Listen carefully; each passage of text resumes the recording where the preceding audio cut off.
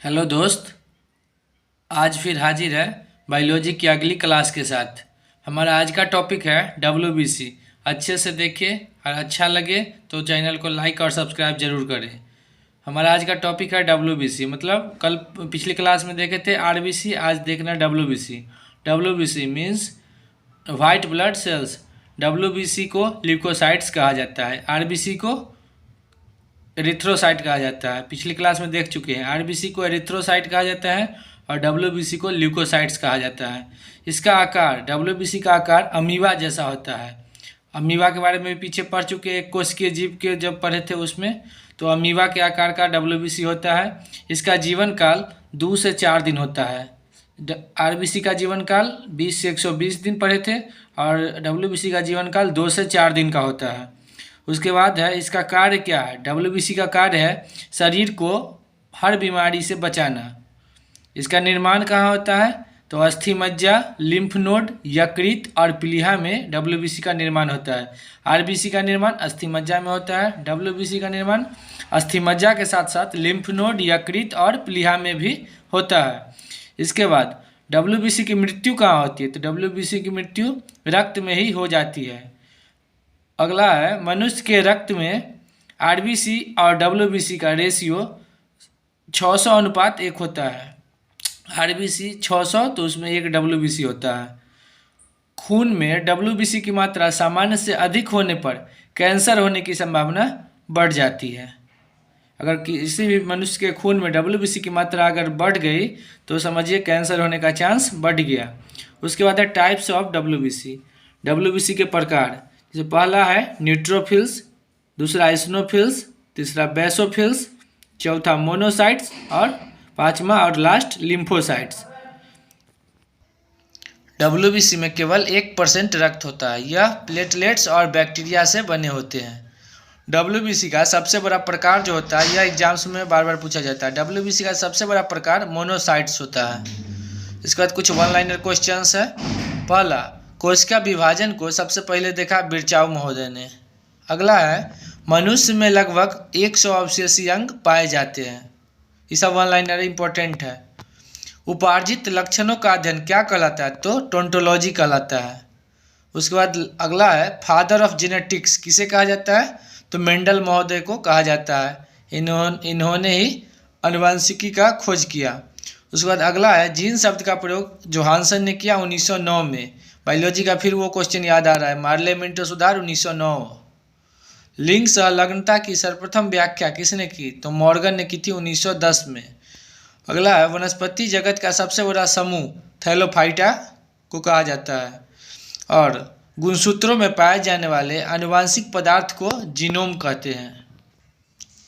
उसके बाद है वनस्पति जगत का एम्फीबिया वर्ग किसे कहा जाता है, तो ब्रायोफाइटा को वनस्पति जगत का एम्फीबिया वर्ग कहा जाता है। उसके बाद कुछ और इम्पोर्टेंट क्वेश्चन, जैसे अगला है तंबाकू। तंबाकू का मोजैक रोग विषाणु से होता है और तंबाकू सोलेनेसी कुल का पौधा है। उसके बाद अगला है रसभरी गुलाब रोजेसी कुल का पौधा है, गुलाब और रसभरी। अगला है दूब घास जो गांव में होता है। दूब घास, चावल और बाजरा ये सभी ग्रेमिनेसी कुल के पौधे हैं। ये अक्सर बुक्स में आपको नहीं मिलेंगे। उसके बाद अगला है अमरूद, जामुन और मेहंदी ये किस कुल के पौधे हैं, तो ये मिर्टेसी कुल के पौधे हैं। अमरूद मिर्टेसी कुल का पौधा है, दूब घास ग्रेमिनेसी कुल का पौधा है, चावल, बाजरा, ज्वार ये सब ग्रेमिनेसी कुल का पौधा है। रसभरी गुलाब रोजेसी कुल का पौधा हो गया। रोज गुलाब दीजिए अपनी दोस्त को। रसभरी और गुलाब रोजेसी कुल का पौधा है। तंबाकू सोलेनेसी कुल का पौधा हो गया। दूब घास ये आपका ग्रेमिनेसी कुल का पौधा हो गया। अमरूद, जामुन, मेहंदी मिर्टेसी कुल का पौधा हो गया। उसके बाद है प्रकाश संश्लेषण के लिए किस किस चीज़ की आवश्यकता होती है, तो सबसे पहले CO2 की आवश्यकता होती है। उसके बाद जल की आवश्यकता होती है। उसके बाद क्लोरोफिल की ज़रूरत होती है और सूर्य के प्रकाश की आवश्यकता होती है। बिना सूर्य के प्रकाश के प्रकाश संश्लेषण हो ही नहीं सकता है। उसके बाद हमारा अगला है क्लोरोफिल। क्लोरोफिल पत्तियों में हरे रंग का वर्णक होता है। इसके 4 घटक होते हैं, कौन कौन, क्लोरोफिल ए, क्लोरोफिल बी ये दोनों हरा रंग का होता है, जैंथोफिल और कैरोटीन। उसके बाद अगला है ये दो इम्पोर्टेंट फुल फॉर्म है जो बायोलॉजी के है, इसको भी देख लीजिए।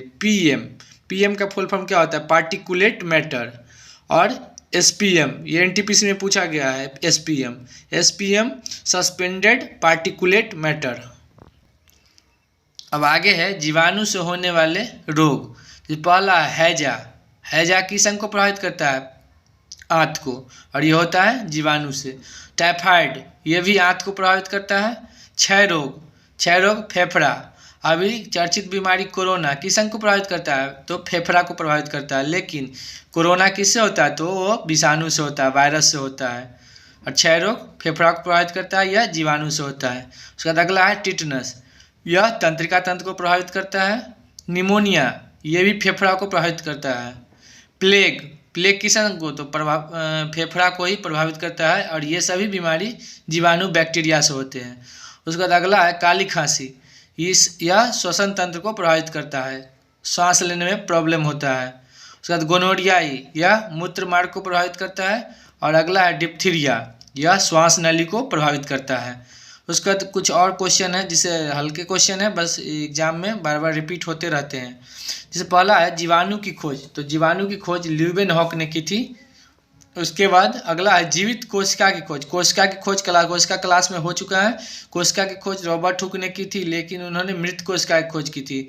जीवित कोशिका की खोज ल्यूवेनहॉक महोदय ने ही की थी, जिन्होंने जीवाणु की खोज की थी। उसके बाद अगला है एक कार्यशील महिला को प्रतिदिन 45 ग्राम प्रोटीन लेना चाहिए।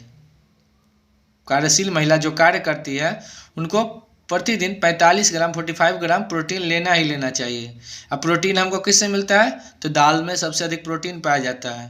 तो अगला है प्रोटीन 3 प्रकार के होते हैं। कौन कौन? तो सरल प्रोटीन, संयुग्मी प्रोटीन और व्युत्पन्न प्रोटीन। तो आज का हमारा टॉपिक था WBC, जो अब ख़त्म हो गया है। अब आप लोग NTPC को देखते हुए NTPC CBT 2 और ग्रुप डी का भी एग्ज़ाम का डेट आ गया है, पर विवाद बहुत ज़्यादा हो रहा है। तो उस सब जो हो रहा है वो सब तो अपने चल ही रहा है, स्टूडेंट लोग ही कर रहे हैं। रेलवे बोर्ड को इस पर कुछ न कुछ एक्शन लेना चाहिए, मतलब बच्चों के हित में बस। लेकिन इस प्रोटेस्ट के साथ साथ तैयारी को भी एकदम कंटिन्यू रखना है। NTPC CBT 2 इसमें जितना भी दिन बचा हुआ है उसमें पर डे एक सेट प्रैक्टिस सेट, कोई भी बुक से या टेक्स्ट बुक ऐप से किसी से भी पर डे एक सेट ज़रूर लगावे, जिसमें अपने कितना नंबर आ रहा है उसका पता चलते रहेगा।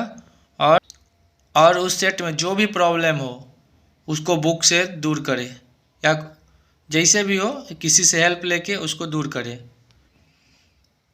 चैनल अच्छा लगे तो लाइक, सब्सक्राइब और शेयर ज़रूर करें और कमेंट भी करें। Thank you.